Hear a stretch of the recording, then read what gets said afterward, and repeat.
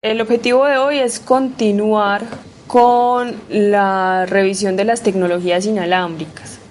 Habíamos mirado un poquito cómo estaba compuesto el espectro electromagnético y empezamos a mirar cómo operan las comunicaciones satelitales. Sí, eso fue como lo que miramos en la clase pasada. Adicionalmente miramos o hemos estado mirando el procesamiento que se le hace a la señal para antes de hacer como su transmisión por el medio, cualquier medio, ya sea inalámbrico o sea cableado. El objetivo de hoy es continuar entonces con esas tecnologías inalámbricas. Les pregunto, chicos, ¿cómo les ha ido llenando la tabla que les mandé, la tabla de las comunicaciones inalámbricas? ¿Qué datos les faltan? ¿Qué tecnología no han podido encontrar?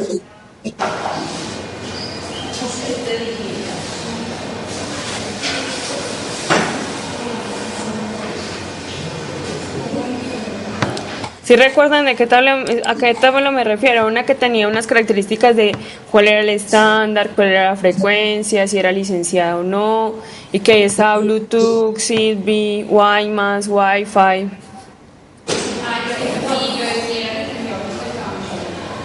No les estoy entendiendo, chicos, van a tener que poner el micrófono un poquito más cerquita. O hablar un poquito más duro.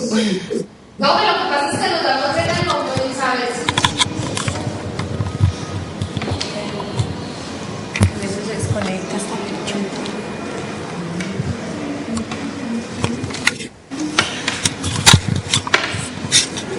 está más enredada.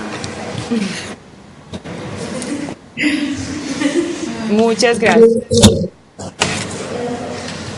Profe, lo de si es licenciado o no, da mucha brecha encontrar. Pero es relativamente sencillo en este sentido. Algunas de esas tecnologías que hay, ustedes las han utilizado. Mi pregunta es si han tenido que pagar por ellas o no. O sea, si ustedes han tenido que pagar por una comunicación Bluetooth, por ejemplo. Ah, no. Ah, entonces esa es una forma de saber si es licenciado o no, y es si tenemos que pagar por ella. ¿Sí? Por ejemplo, si ustedes se conectan a la red Wi-Fi en su casa o ponen un equipo Wi-Fi en su casa, ustedes tienen que pagar por cada uso de eso, ¿no? Ustedes compran su equipo. ¿Sí? Pero, por ejemplo, si van a utilizar internet móvil a través de WiMAX, tienen que pagar por él. Entonces es una forma de saber si está licenciado o no. Pues es la forma más sencilla. Igual el objetivo es como generar la discusión. Entonces todavía les falta, todavía ya la tienen llena, no la tienen llena. Empezamos a mirar algunas. Profe, no Todavía me me dio dio otras cositas. otro punto que vamos a disfrutar es en el número de usuarios. Por ejemplo, en el de Wine, que no utiliza cientos de usuarios, pero es que cientos son. Sí, claro, hay que buscar bastante en diferentes lugares, porque si uno entra a Wikipedia, normalmente te da la información del estándar, te da la información de la frecuencia, pero cuando hablamos de cobertura o número de usuarios son muy específicos. El objetivo es que vayan buscando y aquí aterrizamos bien el número de usuarios que debe ser, ¿sí? El objetivo es que tengan material para poder trabajar en la clase. Listo. ¿Quieren que entonces empecemos a mirar? Hay algunas que ya tengan casi listas. Miramos esas y seguimos con la clase y después miramos otras. ¿O cómo quieren? Sí, profe. Sí. Bueno, chicos. Entonces, a ver, yo les pongo esto más grandecito.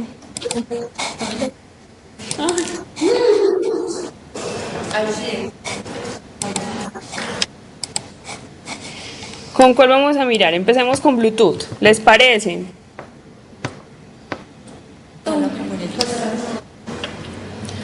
¿Qué han encontrado, chicos? ¿Qué han encontrado entonces de Bluetooth? ¿Cuál es el estándar para Bluetooth?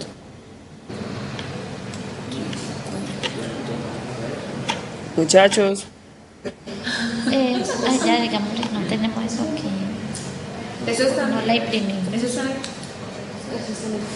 Profe, espera, un momentico, es que está vía virtual. Pues, o sea, por ejemplo, yo lo tengo en el correo, así. Y aquí no hay internet, Juanca no tiene internet. Así, en forma física no lo tengo. Bueno, entonces hagamos una cosa. Yo sigo con el tema ¿sí? Porque hoy todavía tengo otras dos tecnologías inalámbricas por hablar con ustedes. Pero el objetivo es que entonces después de Semana Santa lo traigan acá.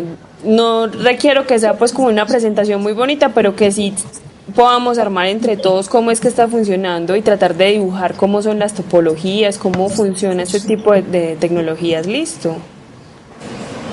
Sí, chicos. Sí, profe.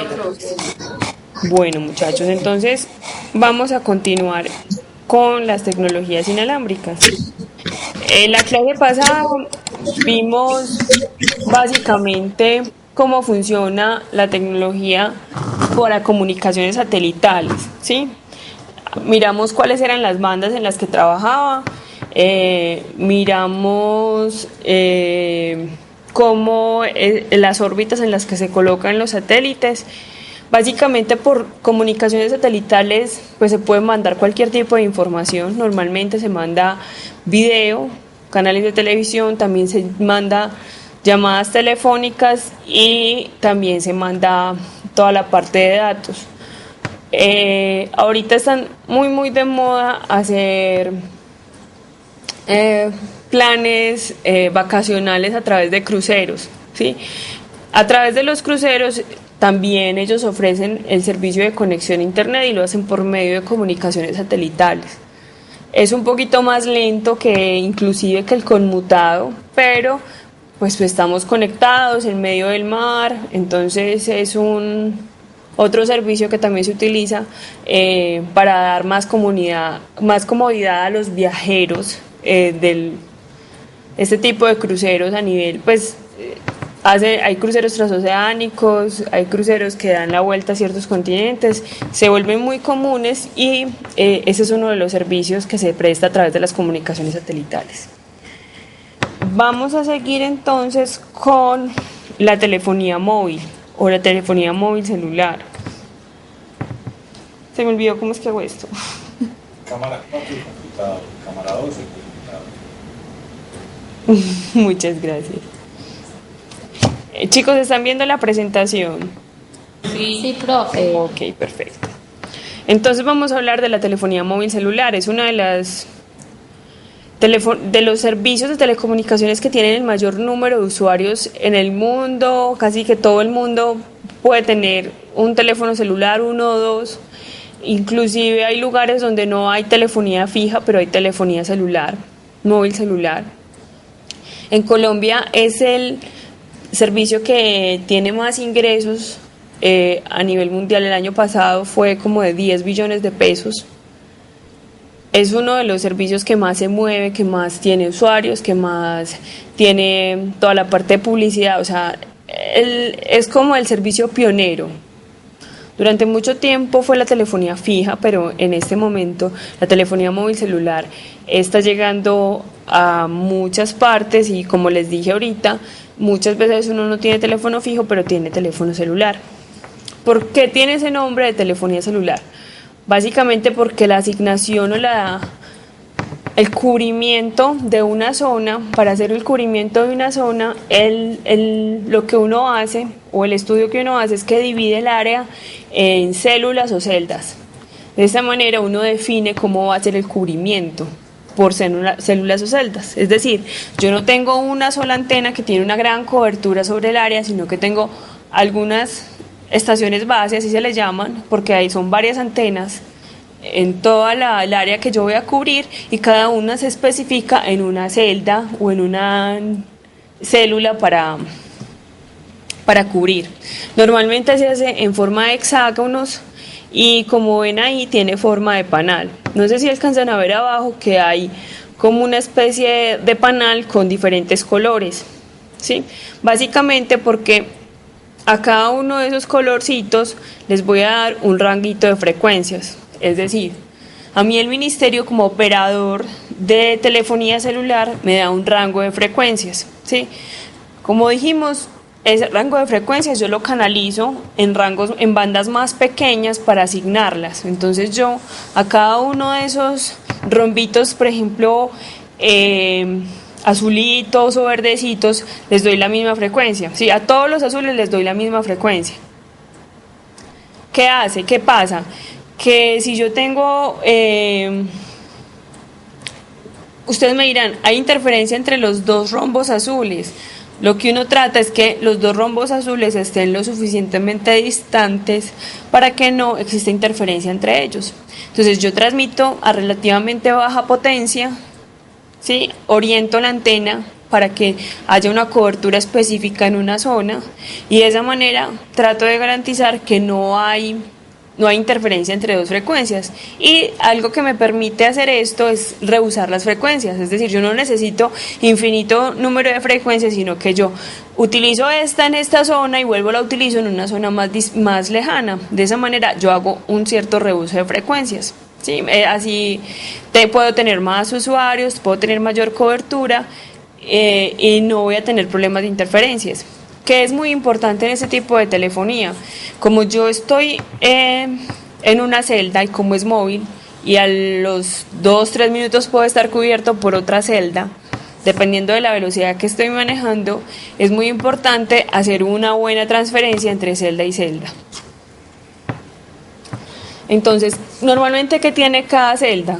Como lo dice ahí, tiene una antena con baja potencia, ¿sí?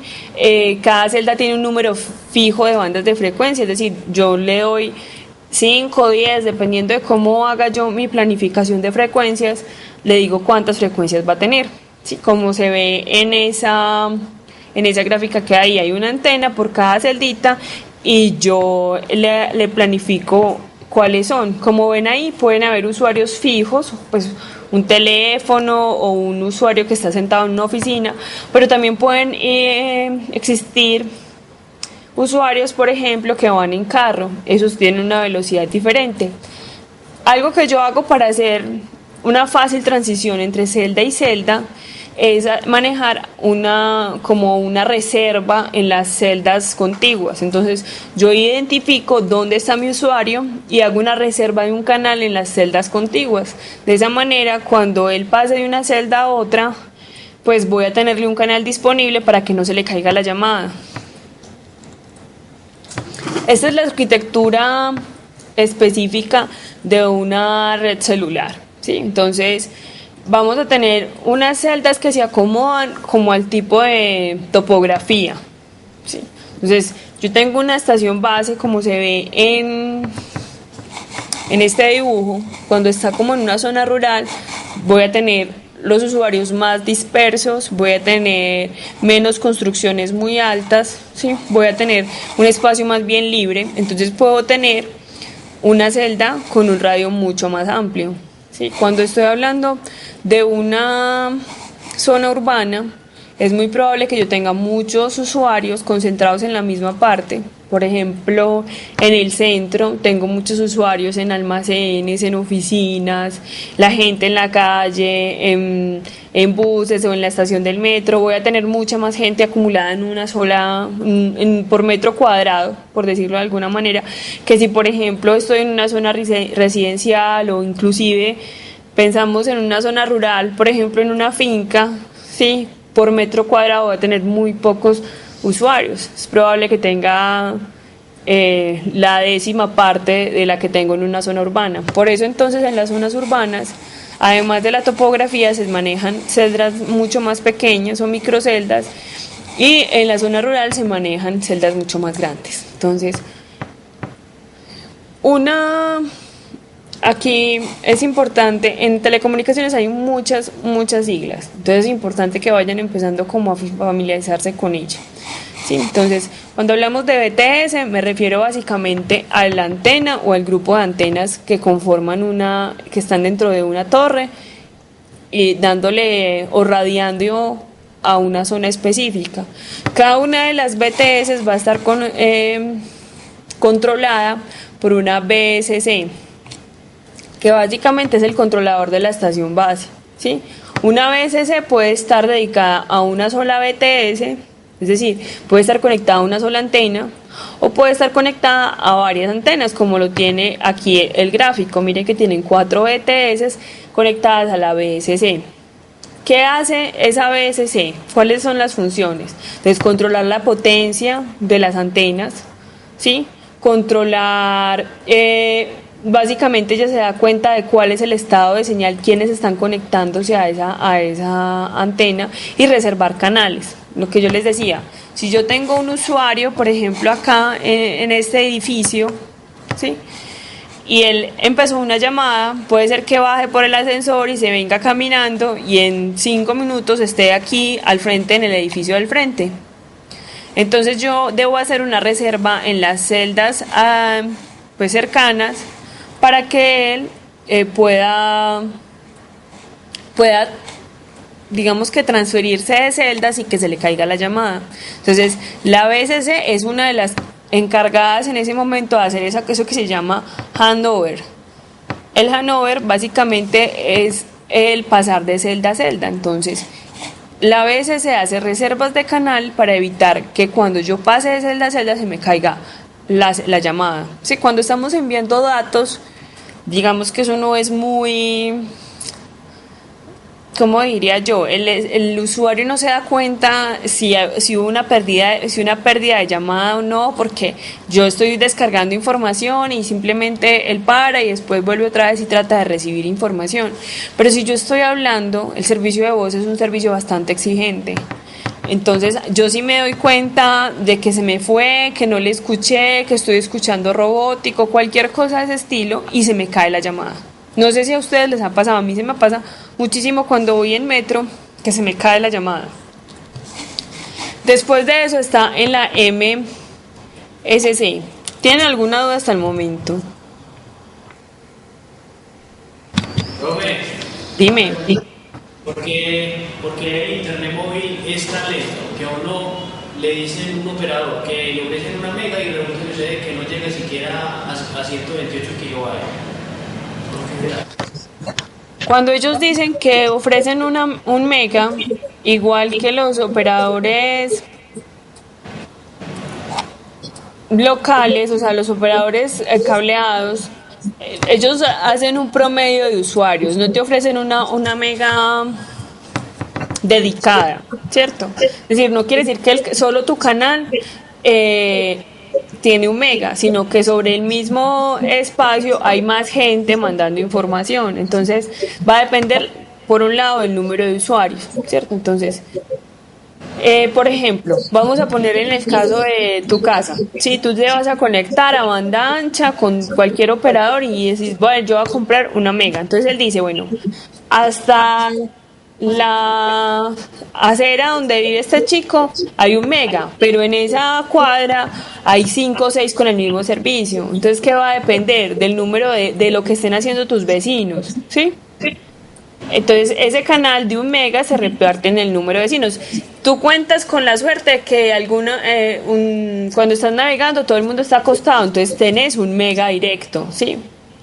Pero puede ser en momentos en que todos estén trabajando, entonces en ese momento vas a encontrar una disminución de la velocidad de navegación. Eso lo hacen todos los operadores, fijos y móviles. ¿Qué problema adicional tienen los operadores móviles? Y es que van a depender mucho de la potencia de recepción. Entonces, si tú estás cerca a una estación base, vas a tener una muy buena potencia de recepción y es muy probable que navegues a muy buena velocidad, a pesar de que es un canal compartido con otros, ¿sí? Pero si estás lejos de la estación base, entonces tu potencia no va a ser tan buena, entonces la tasa de transmisión obligadamente se va a bajar. Entonces ellos te dicen que tienen un mega de transmisión, pero ellos no te aseguran velocidad. Ellos cuando te dicen casi que el tráfico por internet para redes móviles se factura más en la cantidad de bits que descargues, más que otra cosa. Entonces cuando tú pagas 1 giga o pagas 250 o 500 megas, entonces lo que estás pagando es la capacidad de descarga. O sea, puedes descargar todo eso por ese tiempo, pero realmente la velocidad de conexión, ellos dicen que se conectan a 1 mega, pero no te la aseguran. No te la pueden asegurar por esos problemas que te digo. Primero, porque ellos hacen hacen cuentas optimistas en el número de usuarios que tienen, primero. Y segundo, porque va a depender de qué tan lejos o qué tan alejados estés de la estación base. Sí, eso uno nunca tiene el tope de lo que te dicen, porque no te dan un canal dedicado. ¿Sí? Cuando, por ejemplo, si tú estás en una empresa y necesitas un canal con esa velocidad específicamente, tienes que pedir un canal dedicado para que ellos te aseguren el ancho de banda, si no, no te lo van a asegurar, nunca. ¿Alguna otra duda? Profe, ¿qué es eso? ¿Es que tecnología 3G, 2G? Eso... 3G. Bueno, enseguida vamos a ver un poquito a qué se refiere eso. Eso se refiere como a las etapas que ha habido en el crecimiento de la telefonía celular, en los servicios nuevos que están ofreciendo. Listo. Voy a terminar de explicar la arquitectura y enseguida pasamos a las tecnologías, a las generaciones de la telefonía celular. Listo.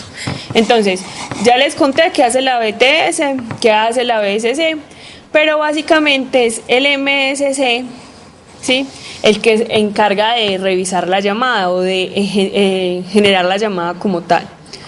Como les contaba en la clase pasada, cuando uno va a hacer una llamada por telefonía móvil celular, entonces lo primero que uno hace o que se hace antes de generar la llamada es que él verifica tu estado como usuario, ¿sí? Entonces él tiene unas bases de datos de usuarios. Normalmente tú estás registrado en una base de datos en el lugar donde vives, ¿sí? Y cuando vas a otra región, por ejemplo, te vas a Bogotá o te vas a otra región del país, entonces vas a estar registrado temporalmente en la base de datos de visitante, ¿sí? ¿Esto para qué? Para él manejar información, porque él no tiene la información, o sea, la base de datos no tiene la información de todos los usuarios del operador, sino los que normalmente se registran en ese sector. ¿Qué pasa? Que cuando tú, por ejemplo, llegas a otra parte y enciendes el celular, él lo primero que hace es registrarse y saber quién es, si tiene red, hacer todo eso, y lo que hace eso es averiguar en qué base de datos estás y si no te ponen la base de datos de visitante. Entonces, cuando tú vas a ejecutar la llamada, lo primero que hace el sistema es que verifica tu estado, ¿sí? Ahí él maneja 3 listas, una lista negra, que es donde se supone que están registrados la información de los celulares que están robados, ¿sí? Una lista gris, que es donde está información de celulares que deben rastrear, que deben monitorear, ¿sí? Y la lista blanca, que es donde están casi todos los usuarios, que es básicamente para saber que tu llamada no necesita ser monitoreada, ¿sí? Ese tipo de cosas. Luego hace una evaluación del plan que tú tienes, entonces si eres prepago o si eres pospago, porque es muy importante para ellos toda la parte de facturación, es decir, eso se hace automáticamente, no es algo que después se haga después de que finalice la llamada. Entonces, para hacer la facturación, él verifica en qué plan estás, si tienes minutos disponibles, y luego verifica en qué plan está la persona, si es, por ejemplo, el mismo operador, con quién vas a hacer la conexión, si está disponible, si tiene el celular encendido, en qué celda está, pues básicamente hace como la evaluación tanto tuya como de la persona que recibe la llamada. ¿Qué pasa si es de otro operador? Entonces aquí en la arquitectura tiene una conexión con internet, pero básicamente la tienes como con otras redes. Entonces él tiene conexiones con redes de los otros operadores y conexiones con redes públicas, es decir, como tú puedes hacer llamadas a la telefonía, al teléfono fijo común y corriente, y el teléfono fijo te pueden hacer llamadas a ti, entonces eso también tiene conexión con el teléfono, con la red de telefonía fija para que puedas enrutar las llamadas, ¿sí? También ahí en la gráfica se ve la conexión a internet, que ahora es primordial, es un servicio que se está ofreciendo en este tipo de generación. ¿Alguna duda está ahí? No. No, profe, todo está bien. Ok. Bueno, este señor que ven ahí tan viejito, todavía está vivo, es el inventor de la telefonía celular. Se llama Martin Cooper. Este señor trabajaba para Motorola y ese telefonito que se ve ahí es el primer teléfono que se inventó.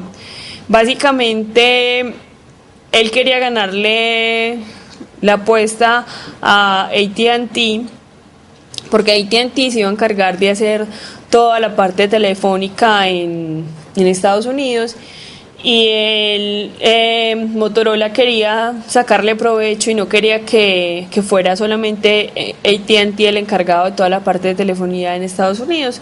Entonces sacaron ese teléfono, es una versión de prueba, porque en ese entonces, cuando él sacó el teléfono, solo se podía comunicar con la red fija,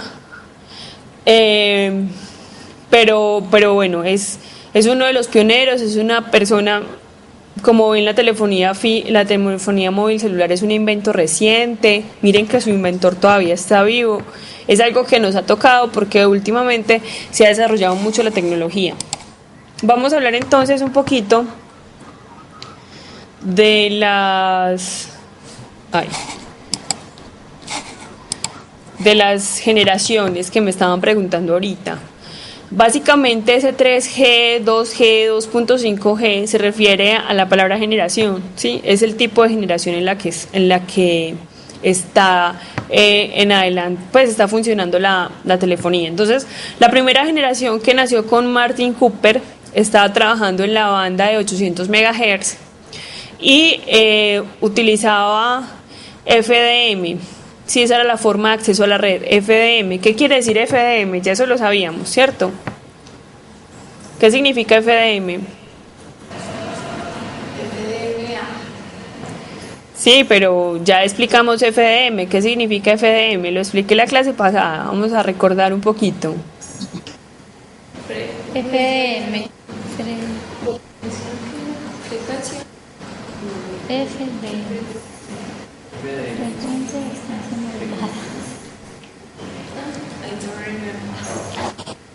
Nada, chicos. Ustedes fue que se hicieron un lavado de cerebro.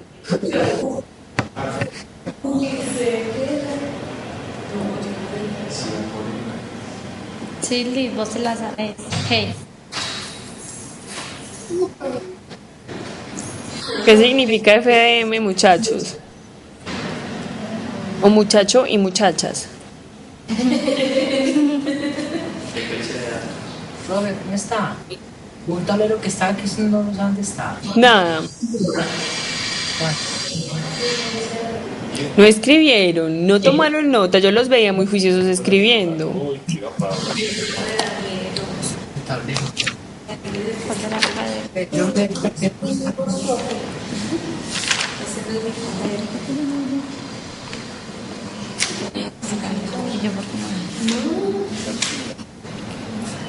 Chicos, ¿qué significa FDM?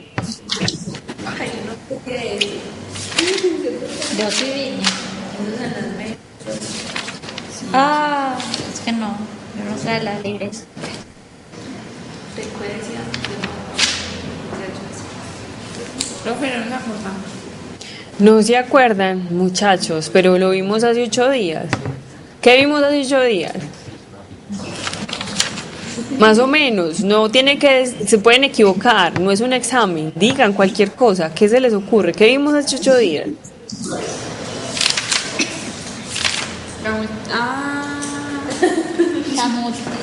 La multiplexación. La multiplexación, muy bien. Y si es FDM, es multiplexación, ¿por qué? Multiplexación por división de frecuencia. Por división de frecuencia, muy bien, muchas gracias. ¿Qué quiere decir eso? Que él coge el pedazo grande de espectro, ¿cierto? La banda de espectro que le dieron en 800 MHz y lo divide en canales más pequeños, ¿cierto? Y a cada uno de los usuarios les da un canal, un ranguito de frecuencias para que trabajen en ellas, ¿sí? ¿Qué pasaba? Que, por ejemplo, habían muy pocos usuarios, ¿sí? Entonces era perfecto, pero a medida que fueron subiendo los usuarios, ya ese tipo de multiplexación no funciona, ¿sí? Esta primera generación de telefonía se diseñó para telefonía, para tecnología análoga, es decir, señales continuas, ¿sí? Y solamente tenía tráfico de voz, es decir, yo por el celular solo podía hacer llamadas, no podía mandar mensajes de texto, ni navegar, ni bajar imágenes, no podía hacer nada de eso, solamente podía hacer llamadas. ¿Listo? ¿Alguna duda hasta ahí? No. Bueno, entonces para la segunda generación ya no solamente se trabajó en la banda de 800, sino que se trabajó en la banda de 1900 MHz. Listo, eso todavía no es microondas. Recuerden que microondas empiezan de 1 giga en adelante. Sí, esta es una banda más bajita. ¿Qué pasó? Que se cambió la forma de multiplexar. Ya no era FDM, sino que era TDM. ¿Sí? ¿Qué significa TDM?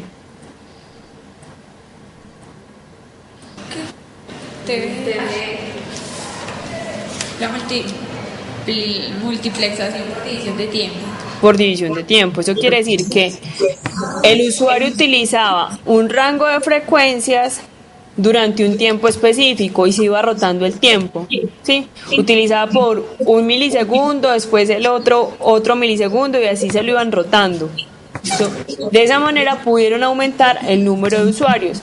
Adicionalmente empezaron a mandar datos a baja velocidad.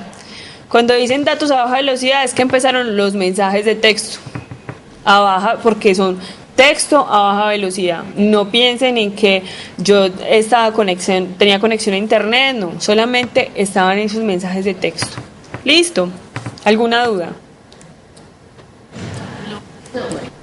Hasta este momento, básicamente todo el mundo trabajaba en la misma generación, ¿cierto? En la primera generación, cuando salió la primera generación de telefonía móvil, el que tenía un teléfono, todo el mundo trabajaba en primera generación. Luego, cuando pasaron a segunda generación, todo el mundo trabajaba en segunda generación. Listo. Pero resulta que cuando fueron a pasar a tercera generación, hubo un cambio muy grande en el tipo de servicios que se estaban ofreciendo. Entonces, Japón pasó a tercera generación y el resto del mundo pasó a generación 2.5. ¿Por qué la llamaron así? Porque fue una especie de transición entre la segunda generación y la tercera generación. Por ejemplo, una de las características era que trabajaba en la banda de 1900 MHz. Eso quiere decir que se había dejado la banda de 800, que era de la primera y segunda generación, y se pasó a tercera generación a la banda de 1900. Listo. Ya habían más servicios de mensajes de mensajería de texto, ¿cierto? Ya podía mandar mensajes multimedia.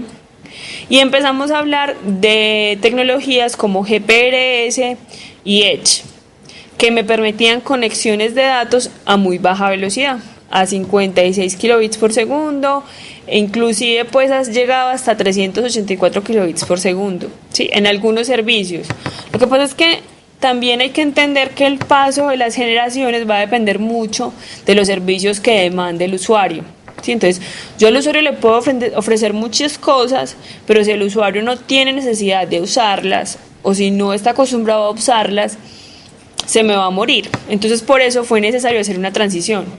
Algo que pasó acá específicamente, que físicamente tuvieron que verlo todos, era que antes no se utilizaba SIM, sino que el celular, a vos te daban el celular y el celular era, si vos tenías que cambiar de número, tenías que cambiar de celular, o si se te perdía el celular, básicamente casi que tenías que cambiar de número porque no tenías tarjeta SIM. En ese entonces, tu número y todos tus servicios estaban ligados a tu unidad móvil. Ahorita los servicios están ligados a la tarjeta SIM. Entonces, si, no sé, te quedaste sin batería, por ejemplo, tú puedes decirle a alguien que te preste el celular, tú pasas tu SIM y puedes hacer una llamada sin gastarle minutos a tu compañero o a tu amigo. Sí, porque toda la información del usuario se concentra en la tarjeta SIM. ¿Alguna duda hasta ahí? Bienvenido. Gracias. Cuando hablamos entonces de tercera generación, ya estamos trabajando o estamos hablando de la generación que trabaja a una frecuencia de 1900. Este tipo de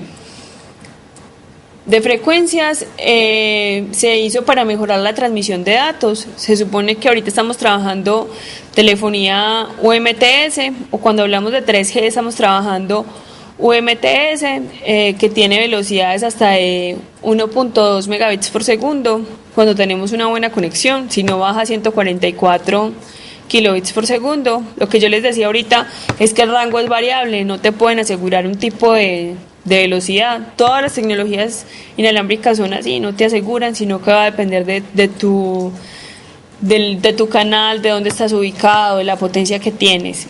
En este empezaron a surgir los servicios de datos, empezaron ya todo el mundo tenía nuevos celulares, y hablamos de celulares inteligentes, entonces que yo puedo navegar, inclusive fusionados con cámara, que tengo radio, tengo aplicaciones multimedia, puedo ver videos. Sí, eso es una de las características de la tercera generación.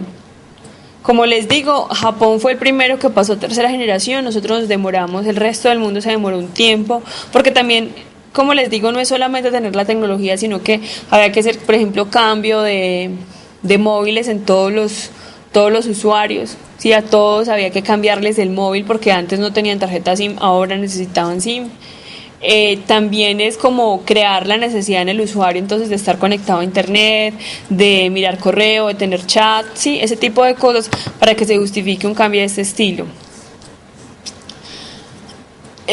A finales del año pasado se supone que entramos en cuarta generación, está trabajando en la misma banda de frecuencia.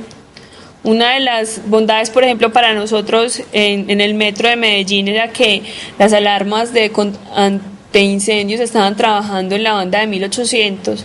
Cuando cambiamos de generación, ya podíamos utilizar el celular en el metro. Antes no era permitido porque se activaban las alarmas, pues los sensores de alarma antiincendios. Entonces siempre decían que recordaran no utilizar el celular. Cuando ya hicimos el cambio de frecuencia, pues desapareció el problema y no hay ningún problema dentro del metro. Listo. ¿Qué se quiere de la cuarta generación? ¿O qué se espera de la cuarta generación? ¿Qué tenemos? Conexiones a internet mucho más a mejor velocidad. Sí, se supone que deben subir hasta 100 megabits por segundo. En este momento no las tenemos, dime. O sea que actualmente estamos en la tercera. Pues en algún momento trabajamos en tercera, pero ya no sé si alguna vez, si tienen servicio de datos, se dan cuenta que la tecnología no es UMTS, sino HP. Ay, se me olvida. O mejor dicho, estamos en la transición. Estamos en la transición. Todavía hay zonas donde tenemos cobertura 3G, o sea, UMTS. Sí, o sea, si alguno de ustedes tiene un celular con conexión a datos, se va a dar cuenta que en ciertos lugares solamente tiene conexión 3G, es decir, se está conectando con esta tecnología UMTS. Sí, pero a veces aparece una H encima, es HSPDA, que se supone que tiene mejor, o sea, ofrece mejor velocidad de datos, ¿sí? ¿Qué hemos logrado con este tipo de tecnologías? Tener conexión al correo, tener conexión a chat, tener capacidad para bajar videos, imágenes, ¿sí? Y tenemos una buena velocidad. Lo que pasa es que igual va a depender de dónde estés ubicado. Sí, ese es el problema de la movilidad. Aunque tiene una disponibilidad del servicio, a veces no es fácil para un operador asegurar la calidad de servicio. ¿Sí? En ese sentido, si yo necesito una muy buena conexión a la red, les recomiendo siempre, 100% una red cableada, ¿sí? Pero en algunos casos, como es el caso de la telefonía, pues uno se aguanta un poquito que esté lenta la red, pero lo puedo tener conmigo en un dispositivo pequeño, portable, y lo puedo utilizar donde yo quiera.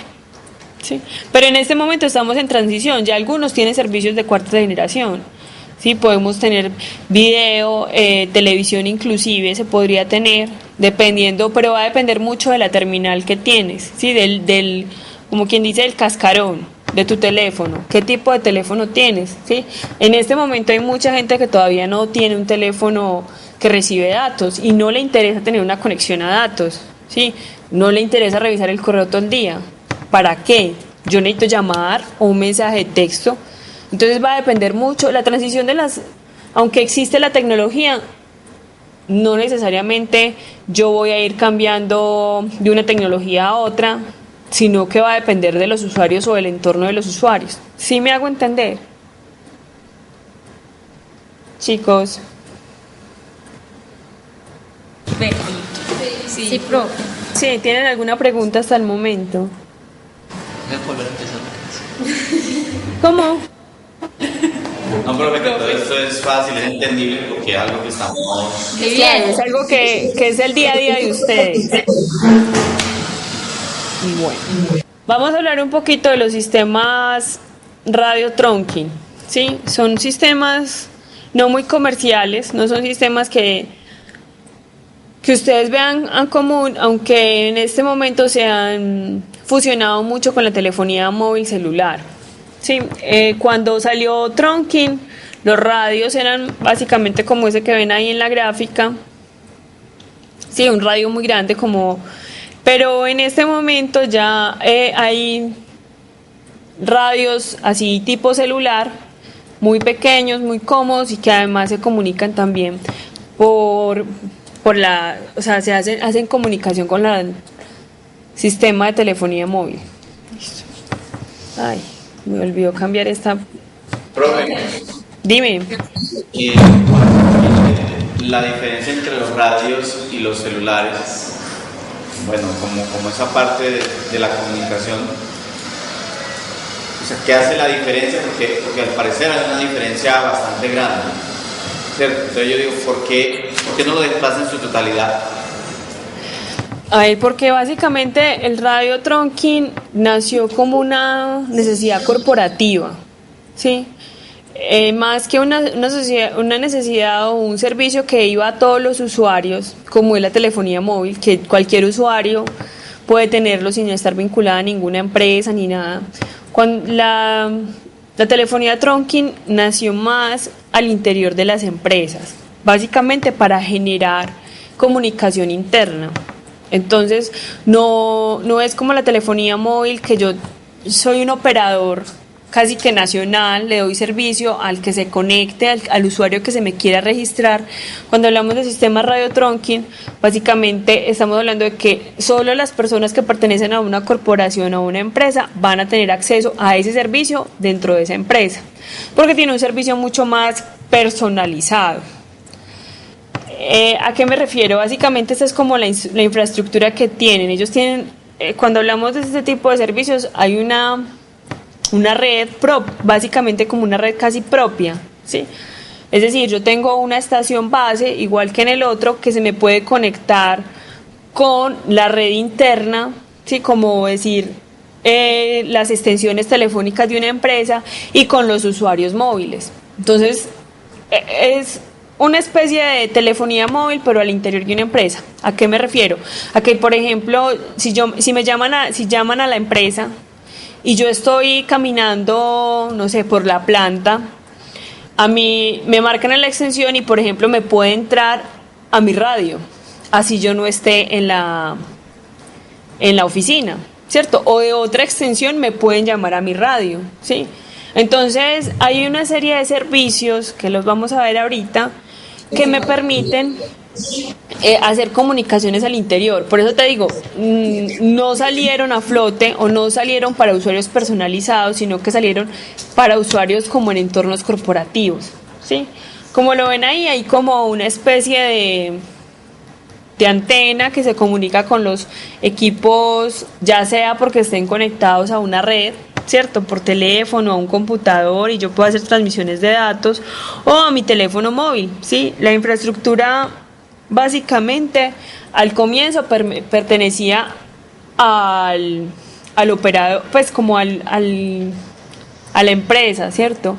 Ahorita es un servicio que se ofrece privado por empresas, pero que tiene cobertura a nivel regional, ¿cierto? O sea, yo ofrezco servicios trunking, entonces yo como operador tengo cobertura, por ejemplo, en toda el área metropolitana, pero son como redes privadas al interior de cada una de las empresas. Es decir, yo no puedo hacer una llamada a un radio de otra empresa, sino solamente los radios que están asignados dentro de mi grupo de trabajo, por decirlo de alguna manera, ¿sí? ¿Qué servicios tiene? Básicamente es que yo puedo tener una red casi que móvil solamente para mi empresa, y tengo algunas transmisiones. Por ejemplo, puedo hacer llamadas a un grupo de usuarios, ¿sí? Porque estamos trabajando por radios. Puedo tener también transmisiones de datos, puedo hacer llamada individual, llamada a un grupo de aceptación, una llamada normal. O sea, yo también puedo a través del radio hacer una llamada a un celular, o hacer una llamada a un número fijo, común y corriente, no tengo ningún problema. Tengo diferentes configuraciones para el envío de datos. Yo, por ejemplo, tengo llamadas autorizadas, es decir, yo le autorizo llamar solamente desde el radio, puede llamar a este grupo de usuarios, ¿sí? Tengo llamadas por área. ¿Esto cuando se utiliza mucho? Por ejemplo, en una planta, o si yo tengo una cuadrilla de técnicos que están haciendo algo y están haciendo un montaje, entonces para poder, es como unos walkie-talkies, actúan como eso, pero son radios de trunking, ¿cierto? Entonces yo tengo una cuadrilla de obreros o de técnicos, están haciendo un montaje, entonces cada uno tiene su radio y todo el mundo escucha lo que están hablando, ¿sí? Es una forma de hablar. O si yo tengo una cuadrilla de vendedores, por ejemplo, aquí pasa mucho que hacen como promociones, entonces van, por ejemplo, de Cocorico, y venden como comidas precocidas, ¿cierto? Entonces van varios vendedores puerta a puerta ofreciendo servicios, ellos tienen una cuadrilla, entonces si necesitan pedir más productos, otro producto diferente, cualquier cosa, todos van a tener un radio y se van a poder comunicar. Entonces esas son las selecciones de área, prioridad de acceso, es decir, hay llamadas prioritarias y hay personas prioritarias. Entonces, si yo, por ejemplo, puedo estar hablando con un compañero de trabajo pidiéndole algo, pero en ese entonces me llamó el jefe, él tiene llamada prioritaria, entonces puede inclusive cortarme la llamada para que entre la llamada de él, porque es una llamada prioritaria.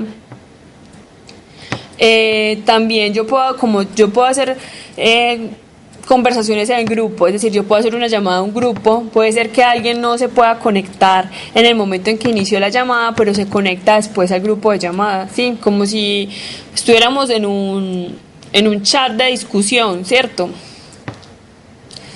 Una vez empieza el chat, hay más gente que puede ingresar después, ¿sí? Si yo hago una llamada, por ejemplo, una tripartita, una llamada grupal por teléfono, tengo que generarla en el mismo momento y todos deben entrar, si no, después ya no me entra la llamada.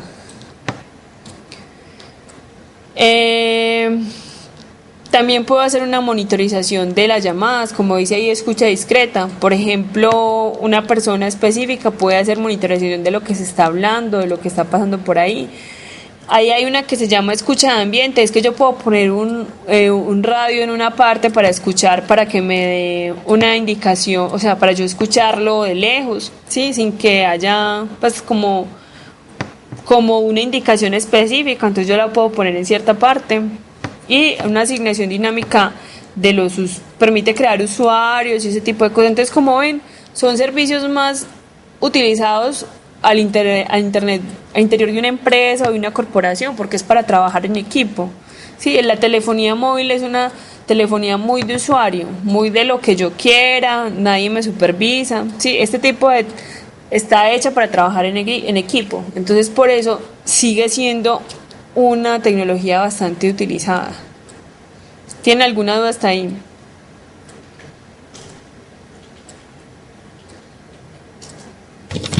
No, profe. ¿Seguro? Bueno.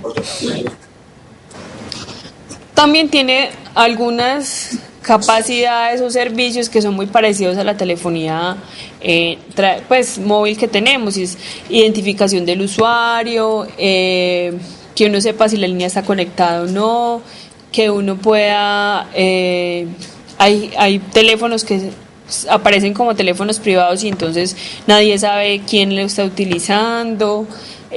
Pueden entregarme información de la llamada, cuánto tiempo duró, a quién estuve llamando, ¿sí? Yo puedo desviar llamadas, desviar si está ocupado, sí, ese tipo de cosas son normales en una red de telefonía normal, ¿cierto? Adicionalmente, es como si yo marco en una extensión. Ahorita la telefonía IP, por ejemplo, me permite hacer búsquedas. Yo quiero llamar a fulanito, a Pedro Pérez, entonces yo busco Pedro Pérez y me aparece la extensión, ¿sí? Este también, porque recuerden que estamos como en algo a nivel corporativo, entonces yo no me sé cuál es el número de esa persona, pero es el nombre y lo puedo buscar dentro de la lista, como si estuviera buscando un correo electrónico, ¿sí? Está también la parte de marcación abreviada, ¿sí? Llamada en espera, retención de llamada, transferencia de llamada. Sí, este tipo de servicios son muy comunes en la telefonía local, ¿cierto? De pronto en el celular no se utiliza tanto, aunque sí lo podemos utilizar, pero son servicios, como quien dice, agregados a los servicios corporativos que tiene. ¿Sí? Limitación de llamadas salientes, también te dice cuál es el costo, la limitación de llamadas entradas. Si por ejemplo no te contestan, eso es algo que se utiliza muchísimo al interior de una empresa, ya sea en telefonía fija o en esta que es móvil, y es que yo le marco a alguien y el teléfono está ocupado, entonces yo la programo. Si dicen, ay, voy a programarle la llamada, entonces en el momento en que él cuelgue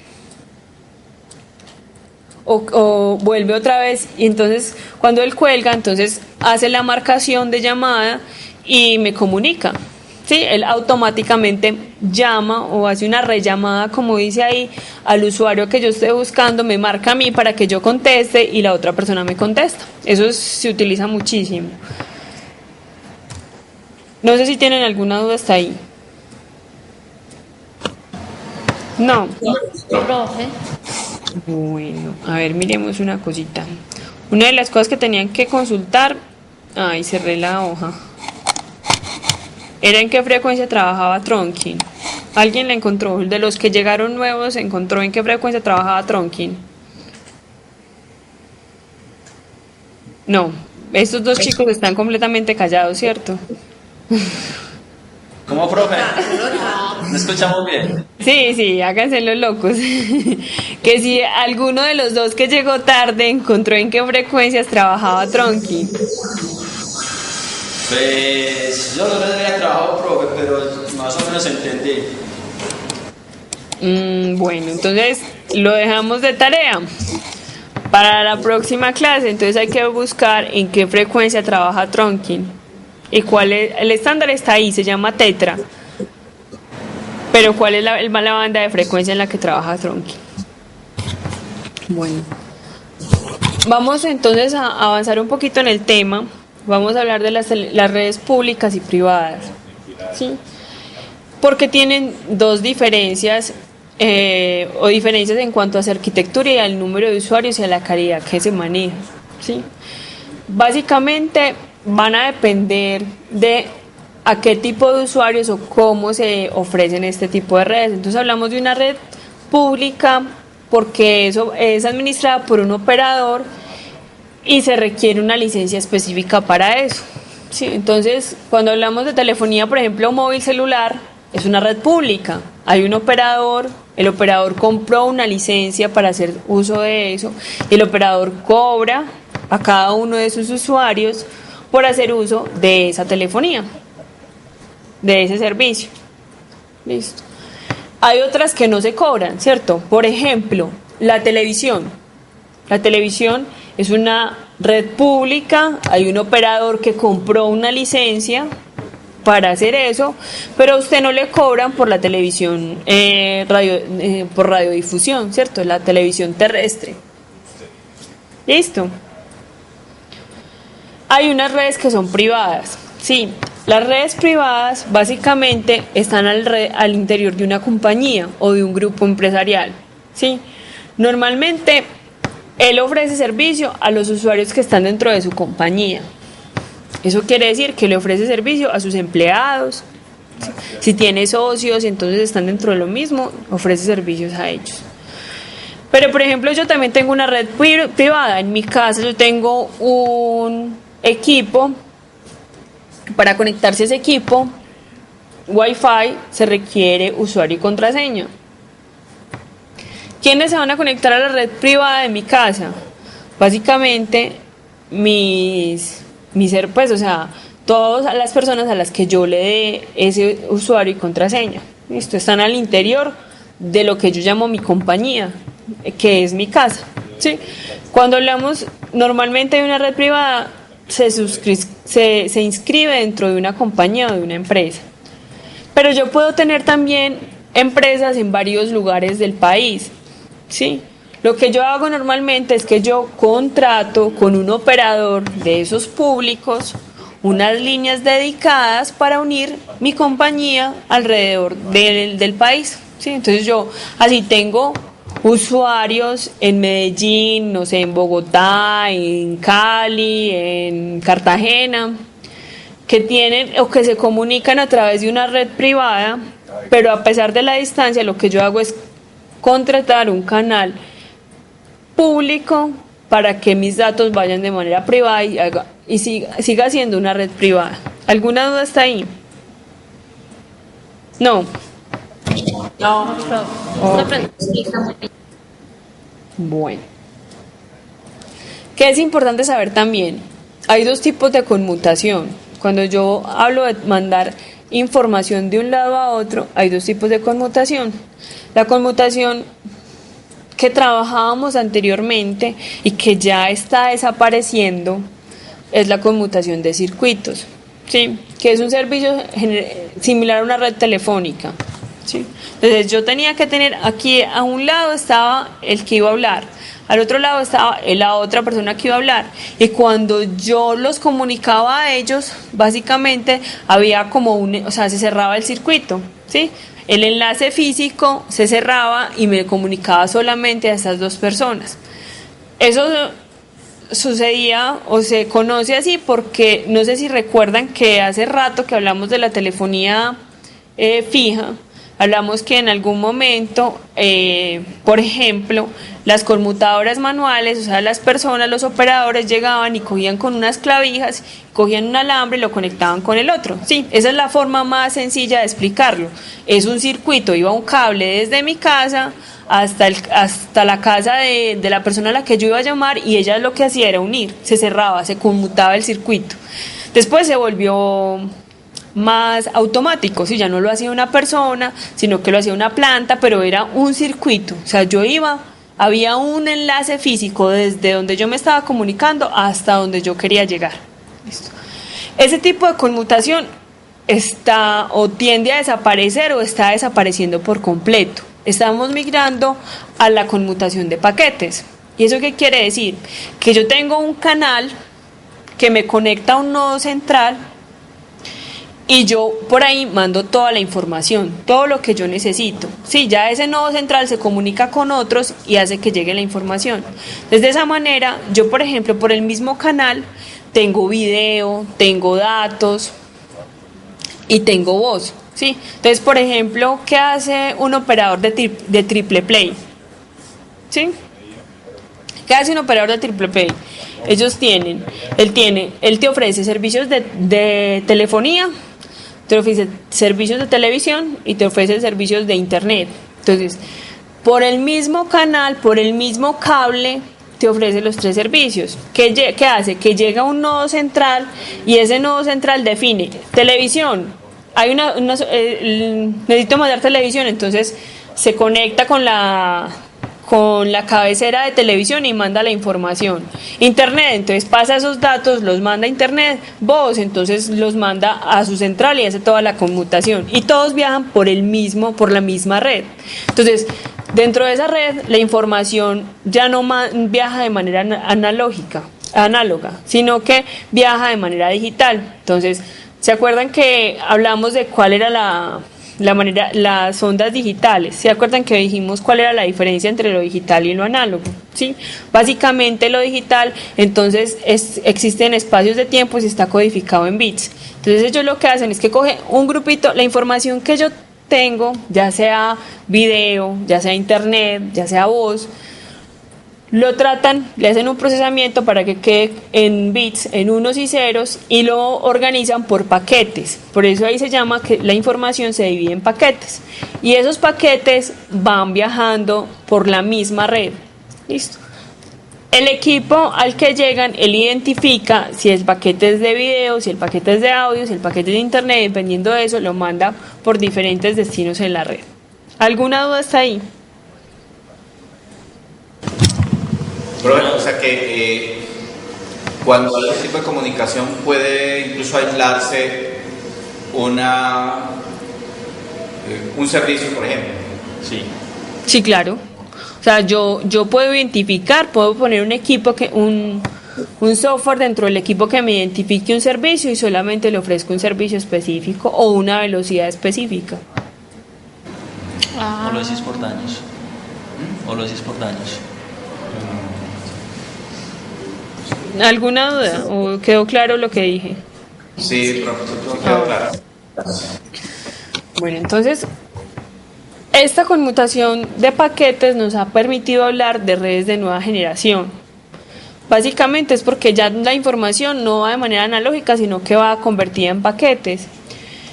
Porque se está haciendo una migración a IP, es decir, ya todo va a manejar el protocolo de Internet, que es un protocolo que tiene un direccionamiento y una conformación específica de la información. Entonces, de esa manera, mi teléfono celular tiene una dirección IP, mi computador tiene una dirección IP, o sea, todo lo que se conecte, mi televisor va a tener una dirección IP, mi teléfono fijo va a tener una dirección IP, inclusive si quiero conectar la nevera, no sé si han visto esos videos de cómo se ve el futuro, que la nevera le dice a usted qué compró, qué le falta, hace cuánto tiene almacenadas las cosas, que usted puede prender el microondas, que puede prender el horno, un montón de cosas. Básicamente eso se espera porque cada uno de los dispositivos que yo puedo tener en mi casa o en mi oficina va a tener una dirección IP. Y como tiene una dirección IP, van a estar conectados a una red y yo puedo hacerle transmisión de información a ellos.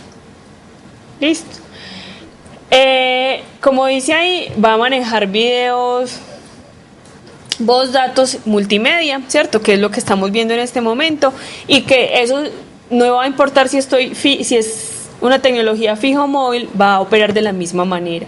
Eso nos ha permitido tener una interoperabilidad, poder tener una conexión sin importar si estoy desde mi celular o si estoy desde el teléfono, si estoy en mi casa, pero voy a poder estar conectado a la red todo el tiempo y mandar siempre todo tipo de datos.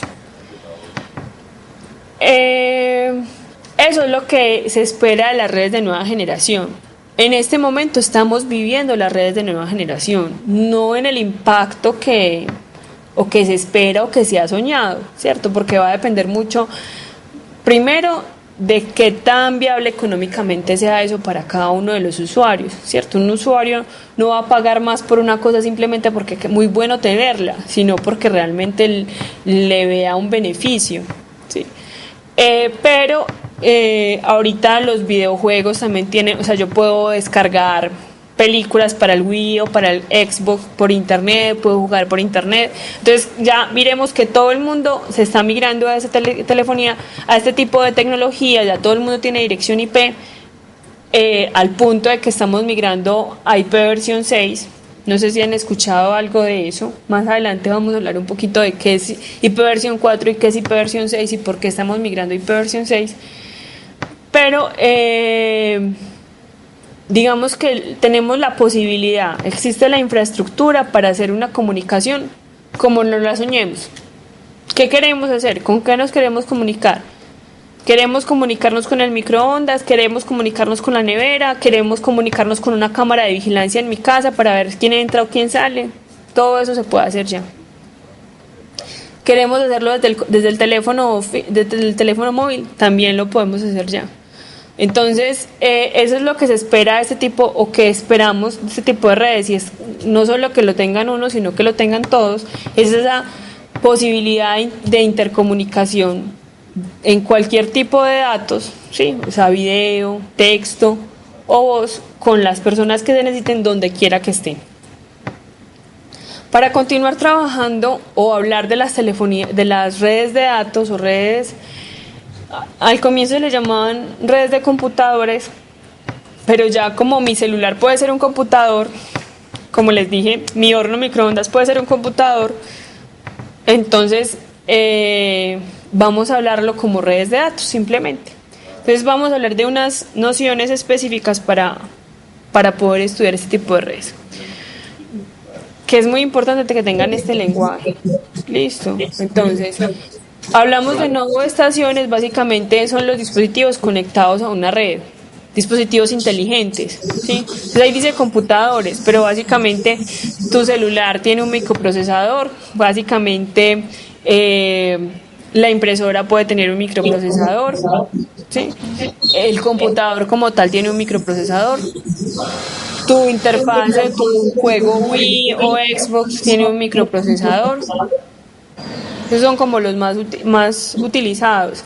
Pero también cuando hablamos de domótica o de casas inteligentes, entonces hay un control en tu casa que puede tener un microprocesador y está conectado a la red, y controla el sonido, el aire, la iluminación, la humedad, ¿sí? Ese tipo de cosas también se pueden hacer. La topología, dime. A ver, algunas empresas de transportadoras, sobre todo transportadoras de mercancía, a los empleados le hacen creer que mediante comunicación digital pueden bloquear el carro. La inquietud que yo tengo es si realmente es efectivo de que a través del mismo sistema GPS es que se da eso, o si más bien es que tiene alguna programación que internamente al carro puede accionar un bloqueo. Bueno, depende del tipo de carro, pero sí, o sea, los carros tienen un módulo inteligente que tiene un microprocesador. Ellos son los que llevan la información de los sensores de gasolina, sensores de muchas cosas, ¿sí? No estamos hablando de Renault 4, ¿cierto? Sino un carro nuevo, con buenas especificaciones, ¿sí? Entonces sí, ellos pueden tener ese tipo de cosas. Un carro de transporte es un carro costoso, depende de qué tan nuevo sea el carro, ¿sí? Pero van a tener ese tipo de cosas. Yo lo he visto, de hecho tenía unos estudiantes que estaban trabajando en un proyecto de eso, ¿sí? Ellos querían intervenir esa unidad, no me acuerdo exactamente cuáles son las siglas, pero tiene una unidad inteligente que hace medición de los sensores y, por ejemplo, puede apagar el carro, puede activar los frenos, o sea, se encarga de toda la parte, porque ya no se hace todo mecánicamente, sino que se hace electrónicamente. Y adicionalmente puede traer información de GPS, de rutas, puede traer información de quiénes están, por ejemplo. No sé, yo lo he visto más como en videos futuristas, pero sé que existe, que usted se puede montar y que lo tiene programado y usted dice, no, soy Claudia, entonces cuando yo me monto a la acá, entonces como sabe que soy Claudia y si comparto el carro con otra persona, entonces acomoda la silla de modo con mi peso, sabe cuál es la altura, lo mueve un poquito para adelante, pues hace una presintonización de mi silla como tal, yo puedo cuadrarle la ruta y entonces él me va guiando, o sea, le cuadro la ruta, la emisora que más me gusta, cosas de ese estilo. O sea, sí se puede hacer. No necesariamente Puedo afirmar en este momento que el carro de la empresa transportadora a la que te estás refiriendo lo tenga, pero sí lo puede hacer. Sí, no sé qué tan comerciales sean acá todavía. Pero bueno, la inquietud la tenía nada más si era manipulada a través del mismo sistema GPS o interno, porque, o sea, sí sé que, o sea, sí se da todo eso, claro, cierto, sí se lleva, o sea, se tiene toda esa información, porque pues yo conozco un caso, pero la inquietud que tenía era si realmente era por alguna frecuencia, alguna transmisión, o si era más bien por un chip que después descarga o algo así. Bueno, no. Hay varias formas. Lo que pasa es que el sistema GPS, que es una de las cosas que tienen que buscar para la próxima clase, es un sistema de posicionamiento global. Es decir, su origen o su función es una comunicación satelital para ubicación de donde estás, ¿sí? Es como una especie de brújula, una brújula electrónica. Eso es GPS. Lo que pasa es que yo, como coordinador de un sistema, un sistema de transporte, puedo tener comunicación con un dispositivo a través de una red, por ejemplo, de celular, ¿cierto? Yo puedo ponerle un chip celular a mi equipo, ¿cierto? A mi carro, y puedo decirle que que la información del GPS me la mande. Entonces así yo tengo una tablita, en mi computador tengo una tablita en la que me dice este móvil está en tales coordenadas, este móvil está en tales coordenadas y este móvil está en tales coordenadas, ¿sí? Pero yo también podría comunicarme con él y decirle, por ejemplo, chequear si está bajo de gasolina, si tiene problemas en todo el sistema eléctrico que yo pueda censar desde ahí. Inclusive podría apagar el carro. O sea, eso es posible. No sé, pero ya depende de lo que tengan instalado. ¿Sí? No sé hasta qué punto esté llegando, pero que se puede, sí, claro que se puede. Sí, gracias. No, sí, entonces debe ser presente canino. Claro. Entonces debe ser que sí lo tienen, mejor no lo tienten. No, de hecho a los muchachos le hacen saber, pero yo creía que era más como por intimidar o como por persuadirlos. No, pero lo que yo te digo es verdad, o sea, pueden tener una red de datos móvil, de telefonía móvil, celular, ¿sí me entiendes? Y hacer la transferencia, el control desde allá. Sí, es posible. Dale. Bueno, entonces, cualquier dispositivo que esté conectado entonces a una red y que tenga capacidad de procesamiento lo vamos a llamar nodo. Como ven, ya los nodos no son solamente computadores, pueden ser automóviles, pueden ser muchas cosas. ¿Listo? La forma como se organizan esos nodos o cómo se conectan esos nodos, entonces se les llama topología, que ya miramos algunas topologías en la clase pasada, ¿cierto? Hablamos que había topología en estrella, que había topología bus, que había topología anillo, ¿sí la recuerdan? Sí. Sí, pero... Ok. Entonces, esas topologías pueden ser físicas o lógicas. Chicos, estamos en clase. Sí, chicas, han estado hablando durante toda la clase. Es más rico hablar afuera tomándose un cafecito. Ya vamos a terminar igual para que se vayan a descansar. Entonces, hablamos de la topología. Hay topologías físicas y topologías lógicas. Si lo recuerdan, vamos a hacer un recorderis. Yo les decía que una topología física es aquella que tiene una conexión completamente física, es decir, que yo pudiera alcanzar a mis compañeros que están a los lados, o que yo tenga un cable directamente conectado con ese otro nodo, o que yo tenga un canal inalámbrico conectado a ese nodo, ¿sí? Cuando hablamos de una topología lógica es porque yo no tengo una conexión específica, ¿sí? pero yo puedo llegar hasta ese nodo, ¿sí? Como cuando uno entra a un servidor o a una página, no sé, en Australia. Ustedes no tienen un cable desde su casa que va directamente hasta Australia, ¿sí? Pero tienen una conexión lógica porque hay una serie de conexiones internas físicas que le permiten a usted llegar hasta el servidor en Australia. ¿Es claro hasta ahí? Listo. Y hay el medio, o sea, ese medio inalámbrico, ese medio físico, como se comporta, como hay muchas conexiones, hay que una forma específica de conectarse a ese medio o a ese canal de comunicaciones. Va a depender un poquito de la topología, pero básicamente, dependiendo de la topología, yo pido como una especie de permiso para hacer uso del medio. ¿Qué significa hacer uso del medio? Transmitir información. Sí, yo censo si está desocupado, pues hay diferentes métodos para yo utilizar ese medio. Yo no tengo casi nunca un canal completamente dedicado. ¿Cuándo tenía yo un canal dedicado? Cuando yo tenía una conexión conmutada. Sí, yo levantaba mi teléfono y tenía acceso un canal dedicado pues en principio a la central, y ya la central me miraba si estaba conectada con otra o no, ¿cierto? Para poder hacer la llamada. Puede ser que yo fuera a hacer la llamada y el usuario al que yo iba a llamar estaba ocupado, entonces me dice, no, tiene la línea ocupada, ¿sí? Pero mire que siempre ha existido una forma de hacer uso del medio. Si estamos hablando del salón de clase, por ejemplo, donde están hablando todos, se supone que también tienen que hacer uso del medio, hacer pues como pedir un permiso para hacer el uso del medio, porque si no, lo que se va a escuchar es un bullicio.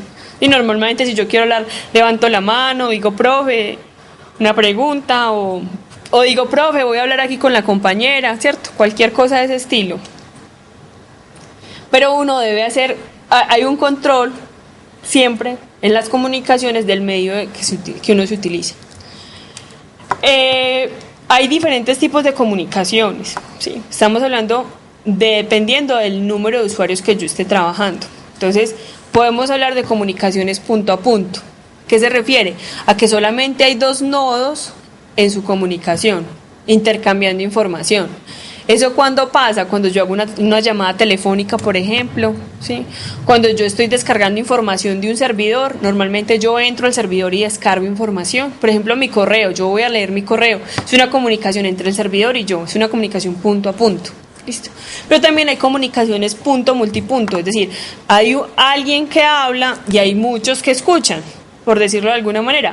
Por ejemplo, en una radiodifusión de televisión o de ondas de radio, ¿cierto? Hay una emisora y todos los que sintonizan el canal están escuchando. Es una comunicación punto multipunto.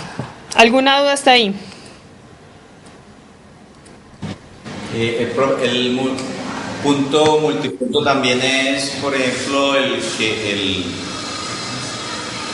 pues como cuando nos dictan a veces o nos conectamos, pues el canal que utiliza también la plataforma.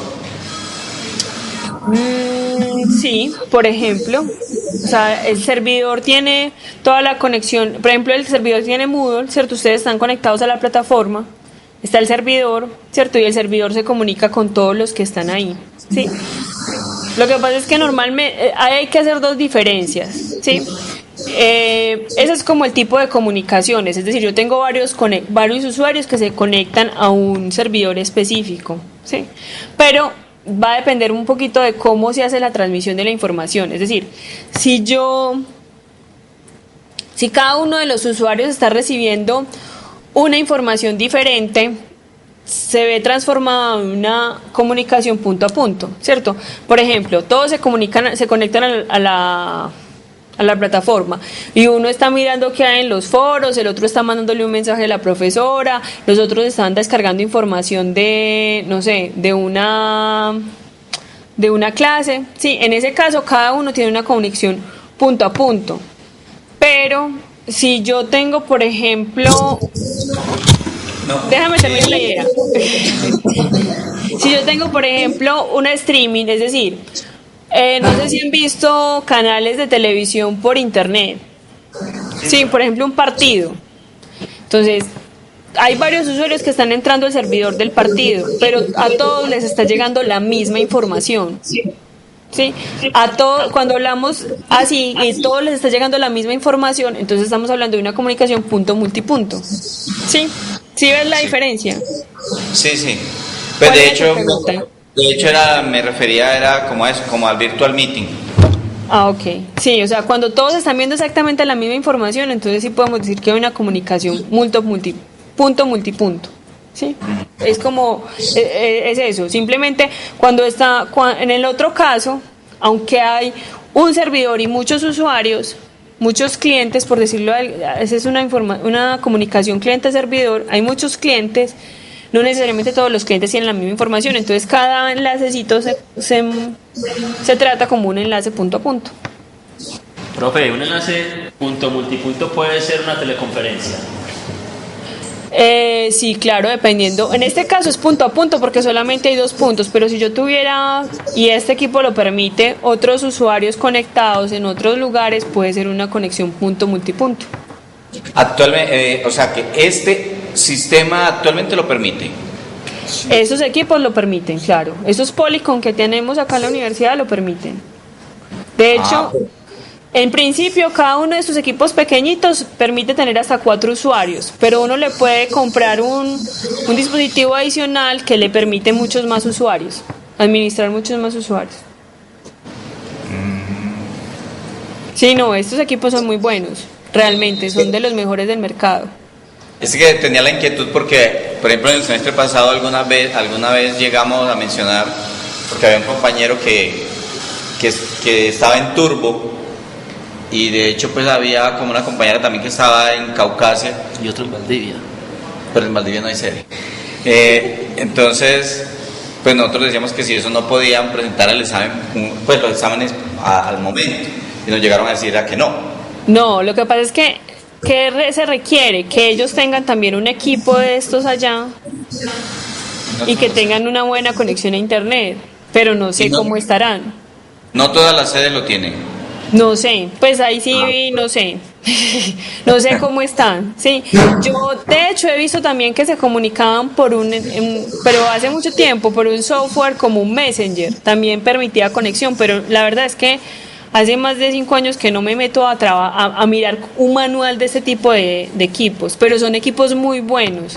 Al punto que se utilizan también para la parte de telemedicina, porque la cámara, ese robotcito que ustedes ven ahí, tiene muy buena resolución, tiene un muy buen acercamiento. Entonces permite ver imágenes médicas para hacer diagnósticos, que las imágenes médicas se requieren muchísima capacidad y muy buena resolución. Esos equipos son realmente muy buenos. Bueno, muchachos, dejemos ahí y seguimos mirando los otros términos después de Semana Santa. Recuerden, ahorita mientras están ahí como preparándose para una procesión, hacer la tablita. Sí, que antes de las 7 palabras vuelven y miren las tablitas, listo, para que podamos terminar las tecnologías inalámbricas cuando volvamos. Ok. O sea que nos vemos dentro de 15 días. Sí, porque el Viernes Santo pues muy difícil, ¿cierto? Ahí como en el Vía Crucis o en las 7 palabras haciendo aquí clase. Pero dentro de 15 días sí. Bueno, listo. Gracias. Profe, Bueno, le pregunto. dime. Mi nombre es Leandro, yo le copié un correo, a ver si le puedo presentar el parcial entonces en la semana que yo esté en Medellín. Sí, Leandro, yo te escribí el correo preguntándote en qué fecha venías y que entonces me dijeras para yo organizártelo en mi oficina. Profe, es que sabes que tengo un problema, yo sé que la capacitación es del 25 al 30, toda la semana. Pero no sé a qué hora salgo, entonces podemos hacer algo. El lunes 25 yo miro cómo va a ser el horario de las capacitaciones y ya te escribo y me manda un correo. Yo no tengo problema, o sea, si me dicen no a las 7, yo no tengo problema. Listo, profe. Listo. Bueno, profe. Pues chicos. Bueno. Solamente estudie. Eso sí, estudie. Muy bien. Chao, muchachos, que les vaya muy bien. Que descansen un poquito.